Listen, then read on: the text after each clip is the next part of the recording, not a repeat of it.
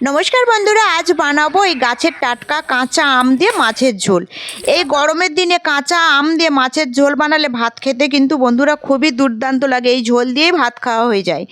তো মাছগুলোর মধ্যে পরিমাণ মতো নুন হলুদ ভালো করে মাখিয়ে নিচ্ছি। এদিকে কড়ার তেল গরম হয়ে গেলে মাছগুলো একটা একটা তেলের মধ্যে ছেড়ে দিয়ে উল্টে পাল্টে ভালো করে ভাজা ভাজা করে নামিয়ে নিতে হবে। আমগুলো কেটে রেখেছিলাম, তো আমগুলোই তেলের মধ্যে আমগুলোকেও ভালো করে ভেজে নেবো। আর মশলার মধ্যে আছে জিরে সর্ষে পোস্ত, তো জিরে সর্ষে পোস্তর পেস্ট দিয়ে দেবো, পরিমাণ মতো নুন, লঙ্কা গুঁড়ো, হলুদ গুঁড়ো দিয়ে মশলাটা ভালো করে কষিয়ে নিতে হবে। মশলা ভালো করে কষানো হয়ে গেলে জল দিয়ে দেবো। ঝোলটা ফুটে গেলে ভেজে রাখা মাছগুলো এই ঝোলের মধ্যে দিয়ে কিছুক্ষণ ফুটিয়ে নামিয়ে নিলেই হয়ে যাবে রেডি এই দুর্দান্ত স্বাদের আম দিয়ে মাছের ঝোল।